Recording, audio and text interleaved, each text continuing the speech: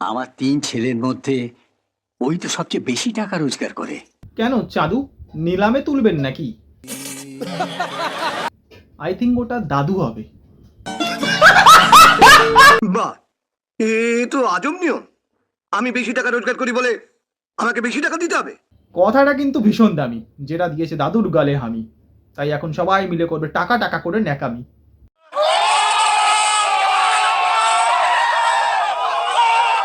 তোদের তো বললাম, রূপার বাবা আমাকে কিরকম যাচ্ছে তাই ভাবে অপমান করেছে। কুয়োর ব্যাঙ হয়ে কেন যে তুমি সমুদ্রে সাঁতার কাটতে গেলে? সমুদ্রের ঢেউ তো ব্যাঙকে তুলে আছাড় মারবে। দেখুন আন্টি, বেশি ব্যাং ব্যাং করবেন না, ওটা আপনাকে স্যুট করে না। এমনিতেই যা মেকআপ করেছেন পুরো শাকচুন্নির নন্নি লাগছে। তুমি ও কথা বলছো কেন মা? বাবা তো তোমার ছেলের জন্যই ও বাড়িতে গিয়েছিল। শোন, আমার ওই একটাই ছেলে নয়, আমার আরো 3-3টে ছেলে আছে। কেন দাদু প্রোটেকশন কেন ব্যবহার করেননি? দরকার পড়লে ধূপকাঠির প্যাকেট জড়িয়ে নিতেন,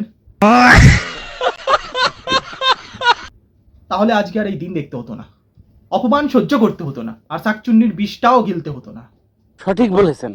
ওই একজনের জন্য আমার 3জনকে এই মা হয়ে অসুবিধে ফেলতে পারবো না।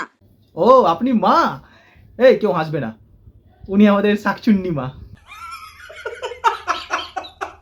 তুমি শুধু ছেলেদের কথাই ভাববে, আমার কথা ভাববে না? চাটু, কোথায় থাকেন আপনি? হ্যাঁ, আকাশে পাতালে নাকি চাতালে? শাকচুন্নি খালি টাকা ছেড়ে টাকা।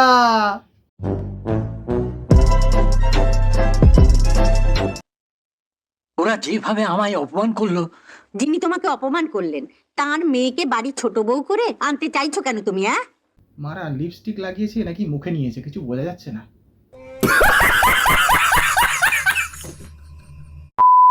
দেখছেন না আপনাদের সবার মধ্যে উনি এত সুন্দর সাজুগুজু করে বসে আছেন যেন শুটিং চলছে, আর সেই শুটিং এর শাকচুন্নি থুড়ি হিরোইন।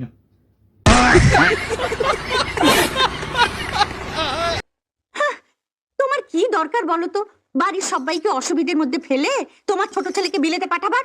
কেন ঠাকুমা, ওই ছোট্ট ছেলেটা কি আপনার কেউ না? আহ, তোমরা বুঝছো না কেন? অয়ন বিলেত থেকে ডাক্তার হয়ে এলে আমার সম্মান যেমন বাঁচবে, তেমনি তোমাদেরও লাভ হবে।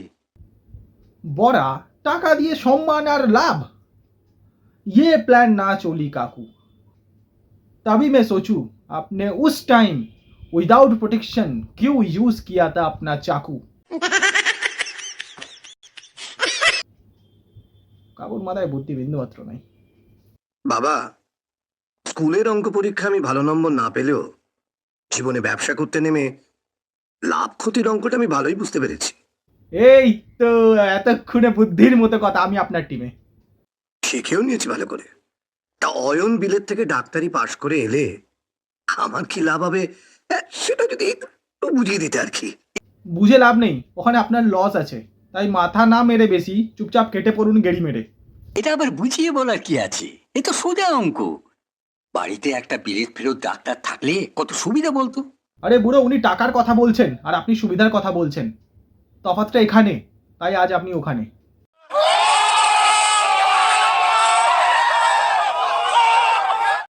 তুই ছেলে বউ নিয়ে আছিস, একটু একটু অসুখ বিসুখ করলে।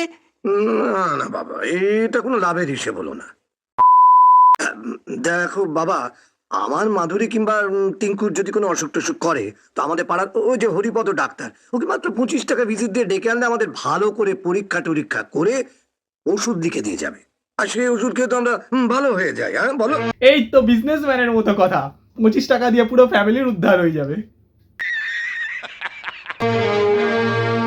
বাবা, যেখানে মাত্র 25টা টাকা খরচা করলে সমস্যা মিটে যায়, সেখানে 1.5 লক্ষ টাকা খরচা করে অয়নকে বিলেত ফেরত ডাক্তার করে এনে অন্তত আমার কোনো লাভ হবে না জীবনে।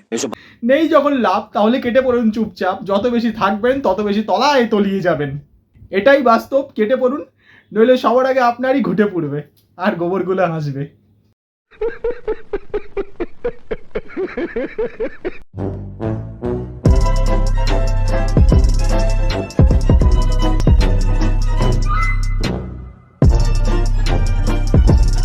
হে বন্ধু বন্ধুরা, আজকের মতো এতটাই। ভিডিওটা ভালো লাগলে লাইক শেয়ার সাবস্ক্রাইব নিশ্চয়ই করতে পারো। ভিডিওটা ছিল সম্পূর্ণ এন্টারটেনমেন্টের জন্য, কাউকে পার্সোনালি শুট করার জন্য নয়, তাই মনে না রাখলেই হয়।